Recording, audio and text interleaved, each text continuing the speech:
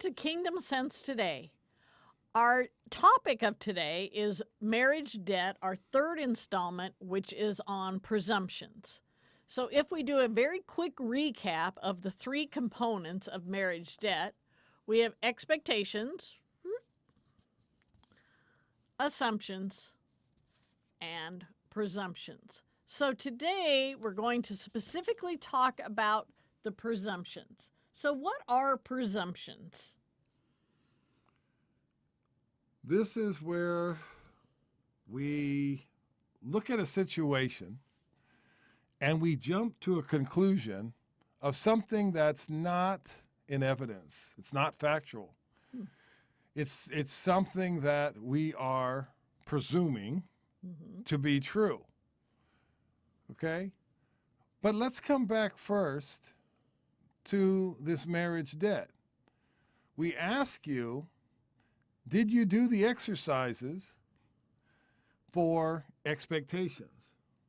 Did you have an opportunity to sit with your spouse and go through about these unrealistic and unconveyed expectations? Second, we ask you, what did you do about the assumptions, these things that we're taking for granted?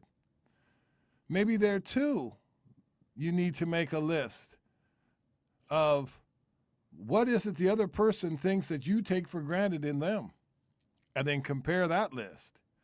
Boy, what a topic of conversation that would be.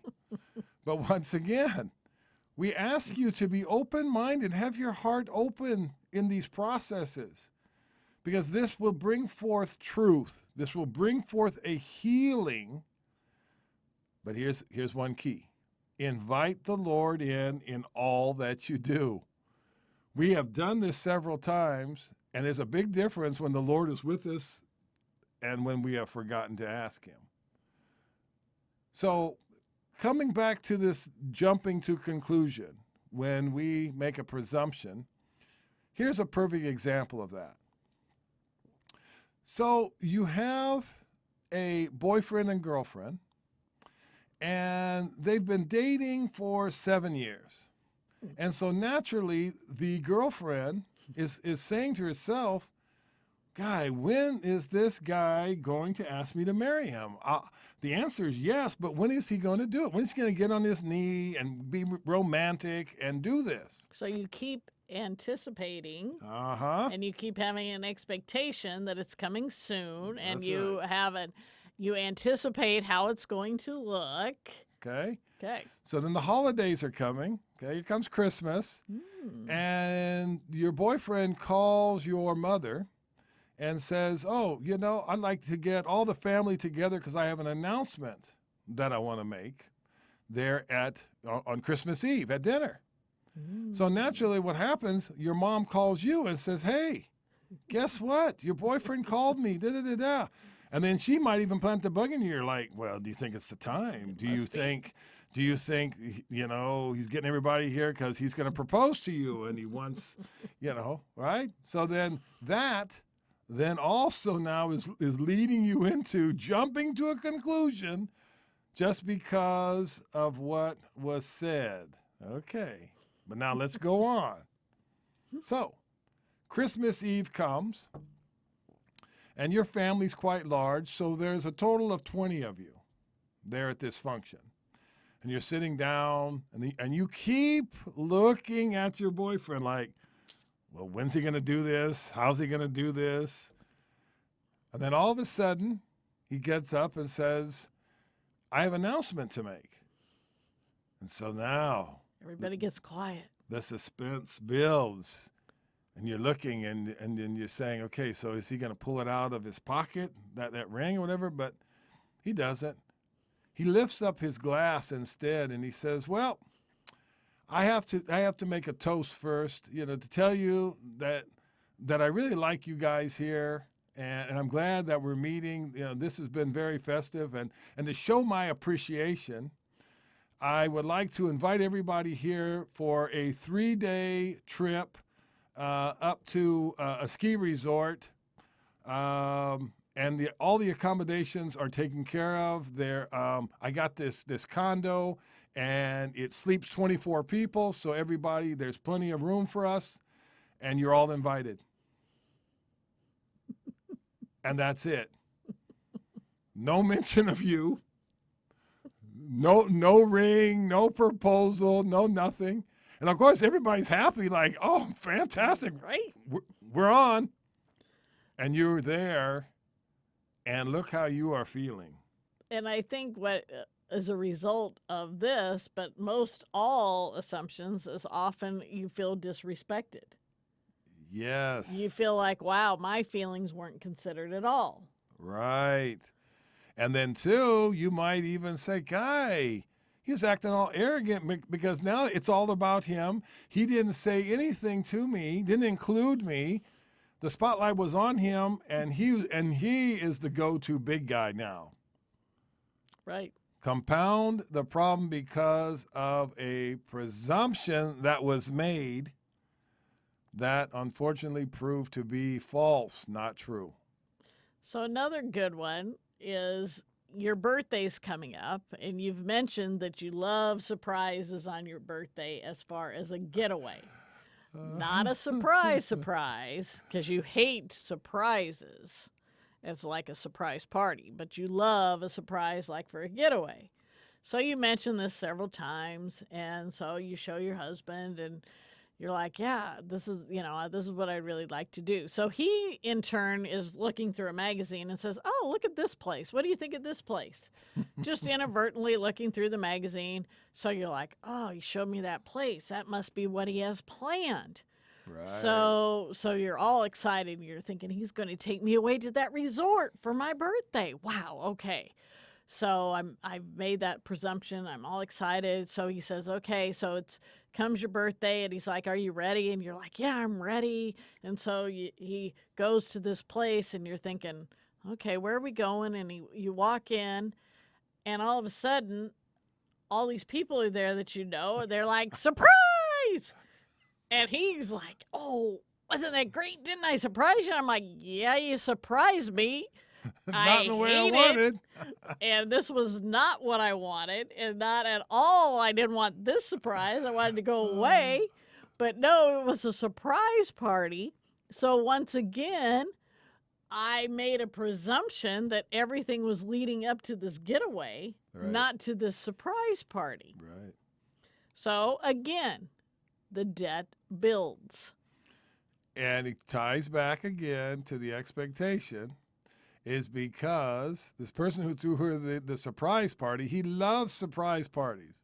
And he would have expected her to throw him one, which she's never done. Truth be told. Gee, I wonder who that is. But on a serious note, this debt can be rectified.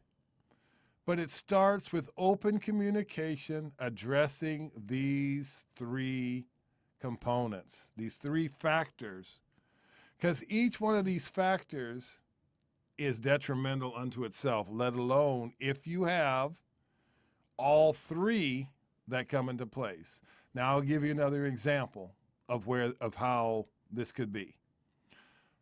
You're looking for a job. You find this job that you're qualified, good pay, everything about it is something that you are interested in. Has an online application. You fill it in. You send it in. You wait. And you wait. 3 days go by and nothing. No response, no automatic response email, nothing. So you send an email. You send an email in talking about this job, inquiring about the job. I mean, that's what any normal person, you want the job, you're interested in the job, you're qualified for the job, so why not? No response. Another 3 days go by. And you're like, what the heck is going on? Okay, well, you know what? Maybe the email got lost in email space. I'll send another one. Okay. So now here you are on day 7, still no response, but yet the job is still posted. Okay. So you're like, Well, I'll send that other email in. So you send it in and you wait. Okay. But now this time you decide, I'm going to be proactive. And you know what? I'm going to call. Let me go on there. Let me find this company. Yep. Phone number. There it is. You call. They say, oh, you want to talk to Mr. Jones? Okay.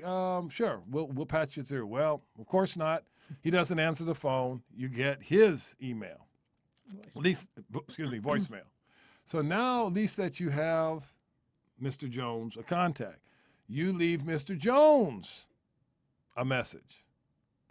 And you wait. And you wait. And there's still no response. So what would you do? Well, for most of us, we would at this time be disappointed, discouraged, and maybe even disgusted and a little angry to boot. Like, well, surely they could have responded because that's what I would have done. Right. Or this would be the polite thing to do, was at least Okay. answer my emails or my phone call. So there's an initial expectation about if you're going to post a job, then you should at least respond to people, letting them know that they've received your application. That's an expectation. Okay? The assumption is what? Well, you assume that they're going to be responding like you would or would be polite.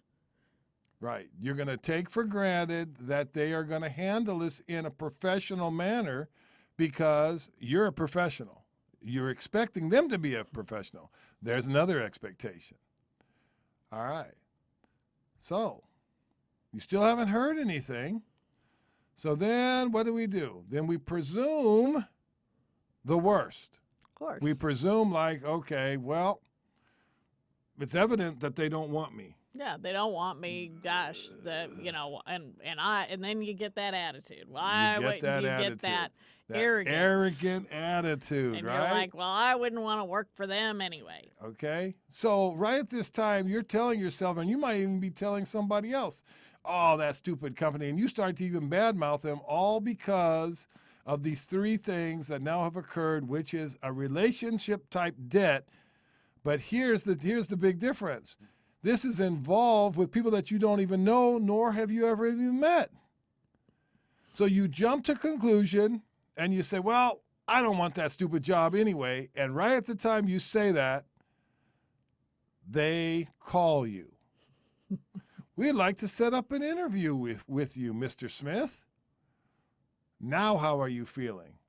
All this energy, all this negativity, all these negative words, all these things that have led you down the wrong path. But what you've done and what you may not even realize is you have already started some relationship debt with this company. Exactly. You already have these bad feelings. You're already saying, well, they don't handle business the way I would. And you don't know any of the details. You don't know any of the backstory, but you've already caused that relationship debt.